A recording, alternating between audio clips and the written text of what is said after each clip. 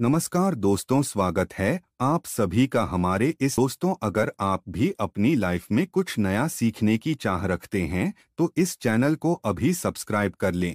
जय भोलेनाथ। भोलेनाथ की कृपा आप और आपके पूरे परिवार पर सदैव बनी रहे। दोस्तों, आज की इस खास वीडियो में जानेंगे कि आखिर मुख्य द्वार पर जल छिड़कने का समय क्या होता है और सही विधि क्या होती है। किस समय हमें जल छिड़कना चाहिए मुख्य द्वार पर?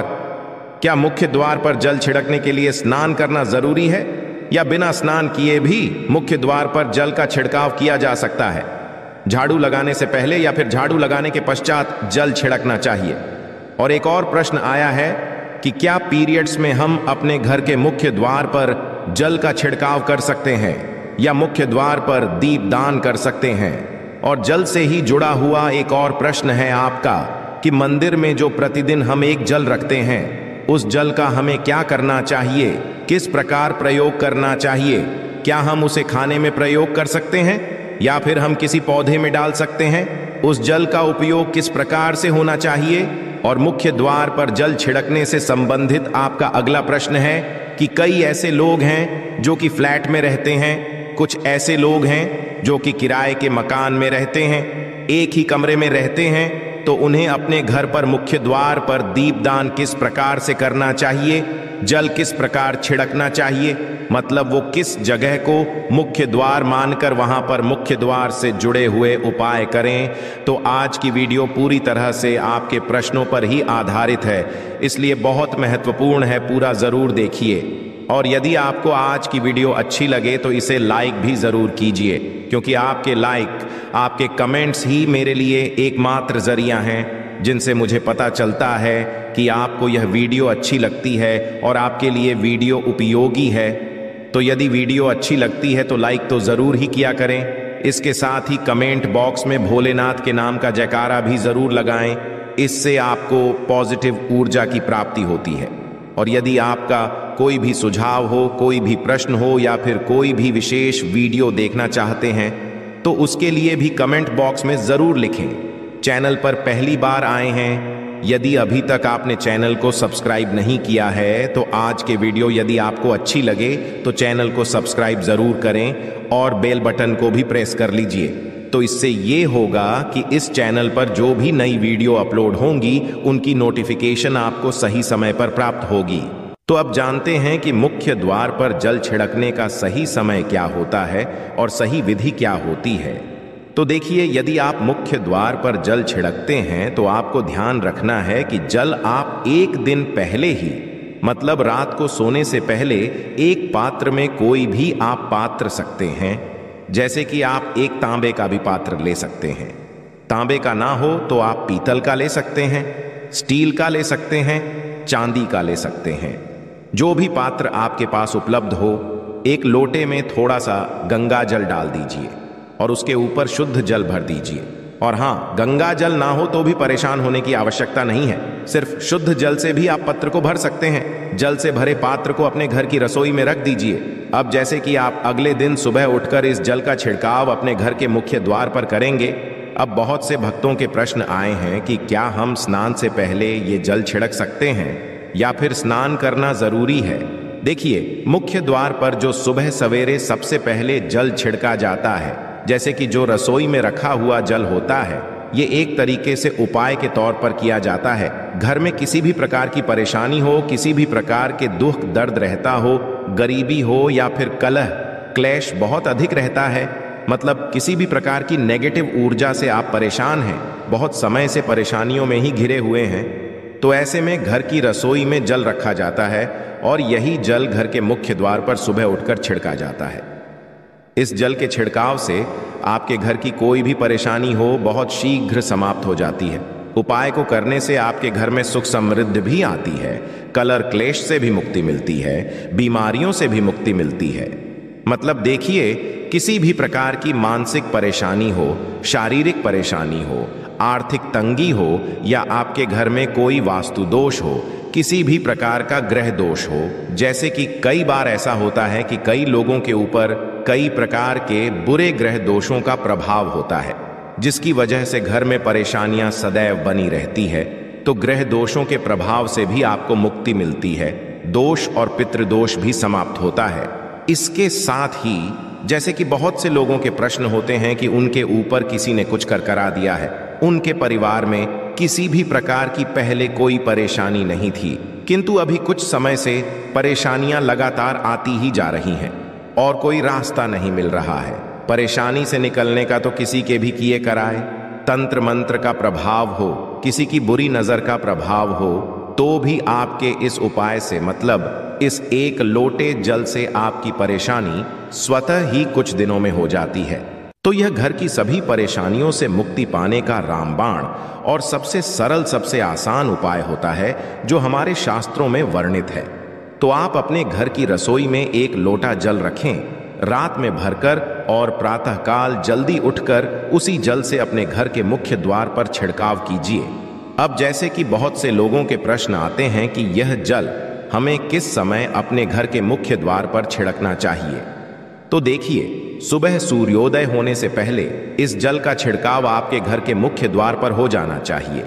आप चाहे इसके पश्चात आप शुद्ध जल से, मतलब किसी भी दूसरे जल से अपने घर के मुख्य द्वार को धोते हैं तो पश्चात में भी धो सकते हैं, कोई समस्या नहीं है।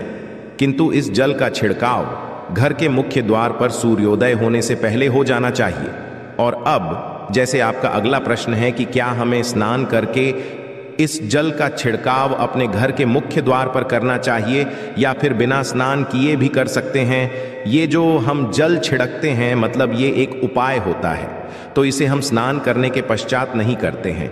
सुबह जल्दी उठते हैं और उठकर सबसे पहले घर की रसोई में जाएंगे, उसके पश्चात उस जल को लेकर आप घर के मुख्य द्वार पर जाएंगे। मुख्य द्वार खोलकर, मतलब मेन गेट खोल दीजिए और उसके पश्चात मुख्य द्वार पर इसी जल का छिंटा दीजिए, छिड़काव कर दीजिए। और जल का छिड़काव करते समय अपने पितरों का ध्यान कीजिए, माँ का ध्यान कीजिए, क्योंकि कहा जाता है कि सुबह सुबह माँ लक्ष्मी प्रत्येक द्वार पर आती है, सबके द्वार पर आती है। जिनके भी द्वार खुले होते हैं, जिनके घर में जल का छिड़काव मुख्य द्वार पर हुआ रहता है, उसके घर में वह प्रवेश कर जाती है। तो माँ लक्ष्मी का अपने मन में ध्यान कीजिए और एक तरह से प्रार्थना कीजिए कि हे माँ लक्ष्मी, आप मेरे घर में प्रवेश करें, मैं आपका स्वागत करने के लिए तैयार हूँ। और इसके पश्चात अपने पितरों का ध्यान कीजिए, क्योंकि हमारे घर की जो दहलीज होती है वहीं पर पितरों का वास माना जाता। तो जब आप दहलीज पर जल के छींटे देते हैं तो आपके पितृ बहुत हो जाते हैं, प्रसन्न हो जाते हैं और उनका आशीर्वाद भी आपको प्राप्त होता है। तो सुबह जो आप जल छिड़कें, इसके लिए स्नान करने की आवश्यकता नहीं है, बिना स्नान किए भी कर सकते हैं।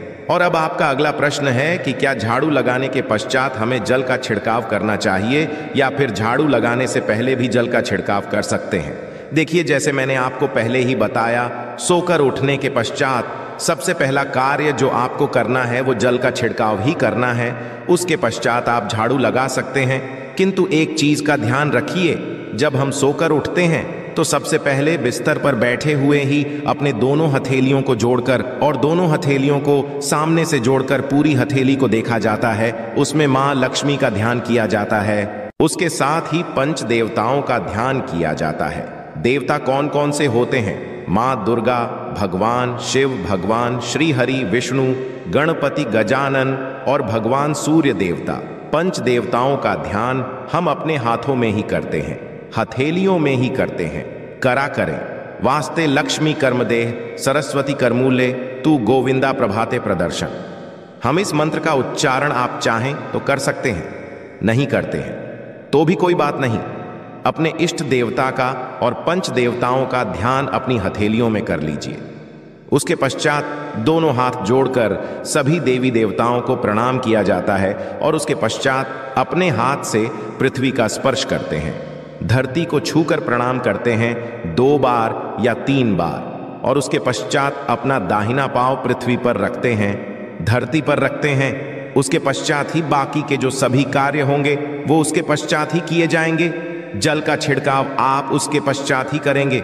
सुबह उठने के पश्चात सबसे पहले हथेलियों के दर्शन, फिर धरती को प्रणाम कीजिए, फिर धरती पर पैर रखिए और उसके पश्चात रसोई में जाकर आपको जल लेना है और घर का मुख्य द्वार खोलकर मुख्य द्वार पर जल का छिड़काव करना है। माँ लक्ष्मी का और अपने पितरों का ध्यान करना है।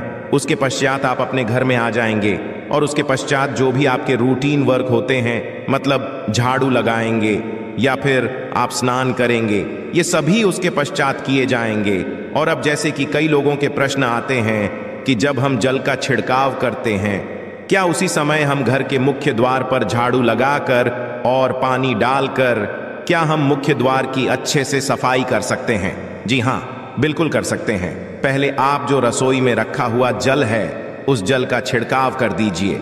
उसके पश्चात और भी पानी डालकर, मतलब यदि आपके पास जल और उपलब्ध है तो और जल, और घर के मुख्य द्वार की अच्छी तरह से झाड़ू से या कैसे भी सफाई कर सकते हैं। और कई लोगों के प्रश्न आए हैं कि हम किसी फ्लैट में रहते हैं या फिर किसी ऐसे कमरे में रहते हैं, किराए के कमरे में, कि हमारे पास एक ही कमरा है, तो हम जल का छिड़काव या फिर दीपदान कहाँ पर करें? किसी हम अपना मुख्य द्वार माने। देखिए, जो आपका अपना कमरा है या फिर जो फ्लैट है आपका, जहां पर आपका नेलेट लगा हुआ है, आप उसी स्थान पर दीप दान करेंगे और उसी स्थान पर आपको जल का छिड़काव करना है। मतलब जहां पर आपका यदि एक ही कमरे का मकान है तो आपके कमरे का जो दरवाजा है वहीं पर आपको थोड़ा सा जल छिड़कना है और वहीं पर आप दीपदान भी करेंगे। जो कि मुख्य द्वार से जुड़े हुए उपाय होते हैं वो आप अपने घर के, मतलब जो अपना कमरा है उसके बिल्कुल दरवाजे के पास ही करेंगे। और आपका अगला प्रश्न है कि क्या पीरियड्स में हम अपने घर के मुख्य द्वार पर जल का छिड़काव कर सकते हैं, दीपदान कर सकते हैं? देखिए, जल का छिड़काव करने के लिए पीरियड्स हो या ना हो उसे कोई फर्क नहीं पड़ता, आप जल का छिड़काव कर सकते हैं। रही बात दीपदान की, तो दीपदान देखिए कार्मिक पूजा में आ जाता है और कार्मिक पूजा हम बिना शुद्ध हुए नहीं कर सकते हैं, मतलब पीरियड समाप्त होने के पश्चात ही आप कर सकते हैं। बाकी जल का छिड़काव आप कभी भी कर सकते हैं, मैं भी कर सकते हैं, कोई समस्या नहीं है। और अब आपका प्रश्न है कि क्या मंदिर में जो हम जल रखते हैं क्या वो रखना जरूरी है, और यदि हम रखते हैं तो उस जल का क्या करें? देखिए, मंदिर में जल रखना बहुत जरूरी है। जल एक ऐसी चीज होती है जिसमें सभी प्रकार की जो एनर्जी होती है ऑब्जर्व हो जाती है। तो जो हम पूजा पाठ करते हैं, मंत्रों का जप करते हैं या वहां पर प्रार्थना करते हैं, जो भी हमारे अपने मन की कामना भी कहते हैं, से तो सभी चीजें उस जल में समाहित हो जाती हैं। इसलिए पूजा करने से पहले घर के मंदिर में एक लोटा जल रखा जाता है और उसके पश्चात दीपदान, मतलब एक दीपक प्रज्वलित कर दिया जाता है। यह अग्नि और जल का एक तरह से बैलेंस भी हो जाता है और इसलिए शास्त्रों के अनुसार घर के मंदिर में एक लोटा जल भी सदैव होना चाहिए और दीपक भी प्रज्वलित करना चाहिए। तो अब इस जल का करना क्या चाहिए? देखिए, हम जल रखते हैं, सुबह की पूजा में रखते हैं, मतलब सुबह जो हम पूजा करते हैं प्रातःकालीन पूजा, उस समय जल रखा जाता है और वो जल हम अगले दिन उठाते हैं।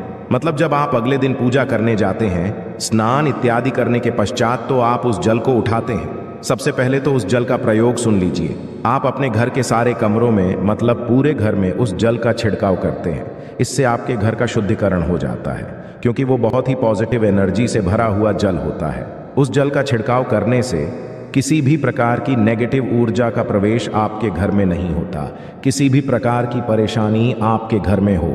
यदि आप नियमित तौर पर उस जल का छिड़काव करें अपने घर में, तो निश्चित ही आप परेशानियों से मुक्ति पा जाते हैं। कि ये कराएं, तंत्र मंत्र के प्रभाव से मुक्ति पा जाते हैं। इसका उपाय आप कर सकते हैं। जैसे कि घर में कोई बीमार है तो आप इस जल को उस व्यक्ति को पीने के लिए दे सकते हैं। और ये जल इतना पावरफुल होता है कि इस जल को पीने से बड़ी बीमारियों से, मतलब लंबी बीमारियों से भी धीरे धीरे राहत मिलने लग जाती है। कई बार होता है ना कि आप लोगों के प्रश्न आते हैं कि दवाई तो हम कर रहे हैं किंतु दवाई हमें लगती ही नहीं है, दवाई का कोई प्रभाव ही देखने को नहीं मिलता। तो ऐसे यदि उस जल को पीने के लिए रोगी को दिया जाए तो बहुत अच्छी दवाइयां काम करने लग जाती हैं। और जैसे कि परिवार में यदि बहुत अधिक कलह क्लेश रहता है, सदैव आपस में सामंजस्य बनता ही नहीं है, आपस में हर बात पर मतभेद होता है, तो परिवार के सभी सदस्य इस जल में से यदि थोड़ा थोड़ा पीते हैं तो धीरे धीरे विचारों में परिवर्तन आने लग जाता है। पॉजिटिव विचार सभी के होने लग जाते हैं और आपस में समन्वय होने लग जाता है। कलह क्लेश और मतभेद सदैव के लिए समाप्त हो जाता है। और मंदिर में रखे हुए जल का अगला उपाय क्या है? देखिए, यदि आप कोई दुकान करते हैं कोई व्यापारिक स्थल है आपका, तो प्रतिदिन इसी जल में से थोड़ा सा जल ले जाकर दुकान पर व्यापार